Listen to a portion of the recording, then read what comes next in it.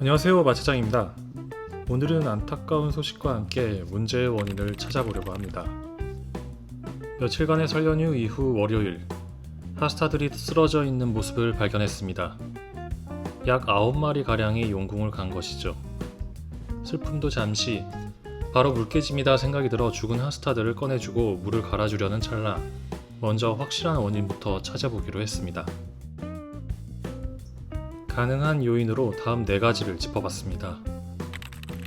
하스타항은 사무실에 있기 때문에 가정보다 오히려 잘 관리되고 있었습니다. 사무실과 가정에 모두 수조가 있으신 분은 공감하실지도 모르겠습니다. 유일한 단점은 주말이나 연휴에 먹이 급여 및 수조 관리가 수월하지 않다는 점에 있었습니다. 하스타가 많아지면서 급여량이 늘었습니다. 예전에 브라인 시름프를 하루에 2~3캡슐 주던 양이 이제는 6캡슐을 줍니다. 사료도 따로 주고 있고요.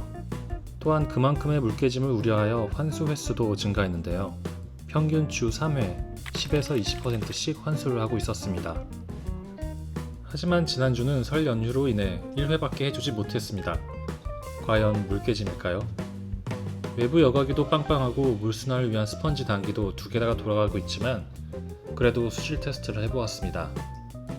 다행히 아질산은 0에 가까운 수치를 보였고 질산염도 괜찮았습니다. 수조에서도 비린내가 아닌 흙냄새가 나고 있었고요. 그럼 물개짐은 제외하겠습니다. 히터의 오작동도 원인이 될 수 있습니다.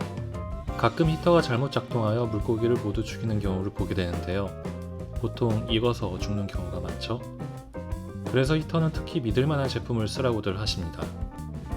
저는 에아임 자가 히터를 사용하고 있고 보조 히터는 에아임이 아니지만 설정 온도를 많이 낮춰놓고 사용하고 있어서 문제는 없었습니다. 현재 온도를 확인해보니 괜찮네요. 하긴 히터 문제였다면 거의 대부분의 하스타가 죽어 있었을 겁니다. 그럼 히터도 제외하겠습니다. 어떻게 보면 가장 의심이 됩니다. 최근에 수조 환경 변화는 딱 2가지였습니다.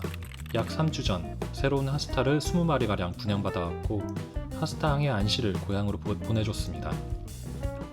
안시는 알을 떼먹는 것 같아 옮겨주었고요. 그 외에는 변화된 점이 없었습니다.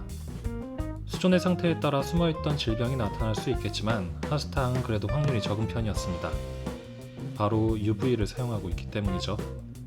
질병이 원인이라면 잘 유지되던 수조 외부에서 들어왔을 가능성이 큽니다. 지난 혈석금 영상에서 보셨듯이 20마리를 물 맞댐, 온도 맞댐 후 하스타항에 넣어줬습니다. 며칠간 3~4마리 정도가 용궁을 가고 이후에는 문제가 없었습니다. 용궁 간 아이들은 적응을 못했다고 판단했고요. 입수 전 검역을 하지 않아서일까요? 약간 마음에 걸리긴 합니다만 온라인으로 찾아본 하스타의 질병과 죽은 하스타를 비교하여 보았습니다. 오염된 생먹이 증상인 배가 빨개지지도 않았고 배가 튀어나오는 복수병도 아니고 눈이 튀어나오지도 않았으며 배마름도 아니고 물곰팡이도 없었습니다. 나머지는 확인이 어려운 내부 기생충뿐인데 일단 용의선상에는 올려두겠습니다만 아닐 확률이 큽니다. 죽은 하스타에 곰팡이가 있긴 했지만 이것은 죽은 후 부패 과정에서 생긴 모양이었습니다. 수조를 돌아다니는 하스타에는 곰팡이의 흔적이 없었습니다. 앞서 급여량과 환수량을 말씀드렸습니다. 브라인 시림프 1 6캡슐과 사료, 그리고 주 3회 10에서 20% 환수이죠.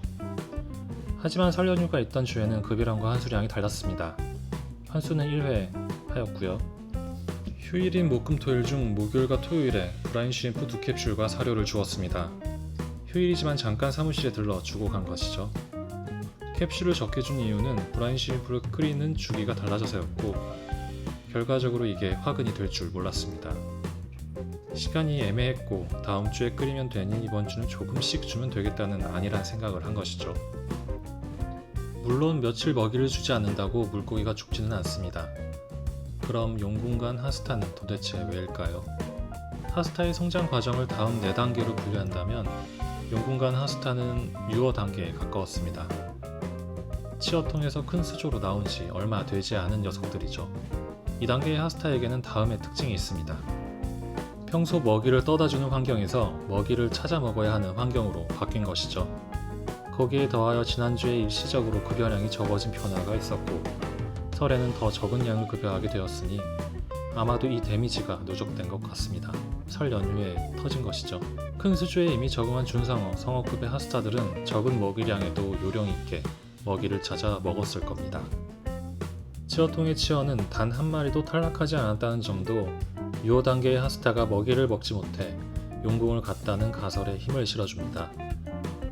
브라인 시니프로 일시적으로 소량 급여할 때에도 물론 치어통을 통해 급여했기 때문입니다. 치어는 언제나 먹이 섭취 순위에서 1순위였습니다. 충분한 영양 섭취를 못한 아사로 잠정적 결론을 내렸습니다. 잘못된 생각으로 하스타를 용궁으로 보내버렸네요. 연휴 이후 며칠이 지난 지금 수조는 안정을 되찾았습니다. 급여량이나 환수 등 모두 예전과 같이 돌아갔고요. 둘째 날인 화요일 2마리가 추가로 용궁을 갔지만 그 이후로는 평화롭습니다. 부지런히 신경 써줘야겠습니다.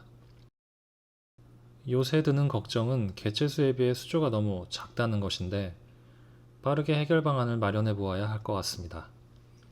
그럼 모두 폭본하십시오. 마차장이었습니다.